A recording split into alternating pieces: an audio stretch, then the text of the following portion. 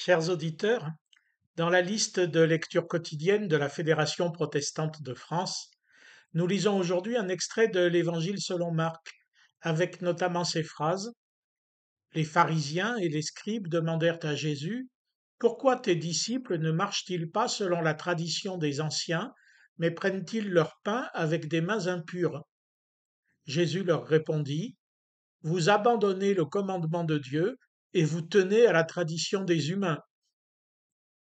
Les pharisiens d'il y a 2000 ans et les rabbins juifs depuis lors disposent à côté du texte biblique, seulement notre Ancien Testament, d'une tradition orale mise par écrit plus tard, qui est normative pour la pratique religieuse, au point de prévaloir sur la lettre du texte biblique.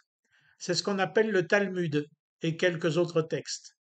Notez en passant qu'ils nous seront présentés par le doyen de la faculté de théologie de Strasbourg au foyer protestant de Saint-Dié le dimanche 25 février après-midi. Mais au-delà du contexte particulier de cet extrait de l'évangéliste Marc, la réponse de Jésus nous interpelle. Nous nous faisons une gloire, nous autres protestants, de ne rien ajouter au texte biblique et de le laisser lui seul inspirer notre compréhension, notre piété, nos actes. Nous parlons en latin du principe de sola scriptura, l'écriture seule.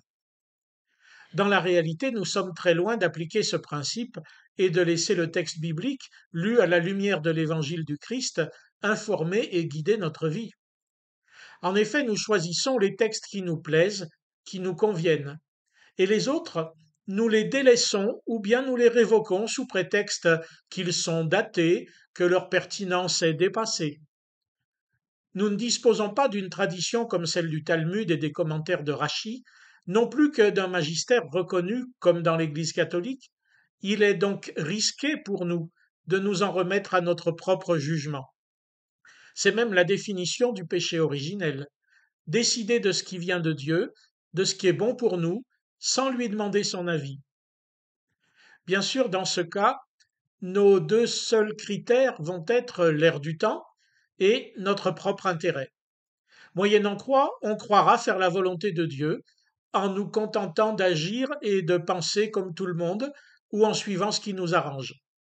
À coup sûr, c'est Dieu et notre prochain qui vont passer à l'as. Il en va ainsi parfois des prises de position de notre Église en soutien à telle ou telle idéologie, valeur, revendication ou proposition de loi, mais si c'est le cas, c'est parce qu'individuellement, vous et moi, nous faisons la même chose. Mes amis, arrêtons de procéder ainsi. Regardons à la croix de Jésus et à sa lumière, relisons les textes bibliques, afin qu'à travers eux, le Saint-Esprit dirige vraiment notre vie.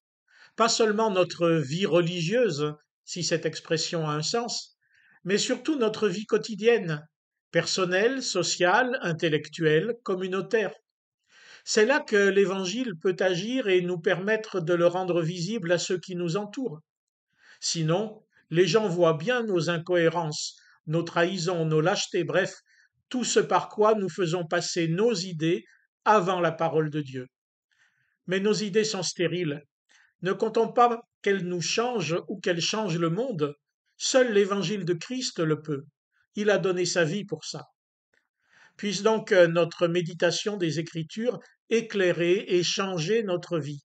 Dans ce cas, très bonne semaine à vous.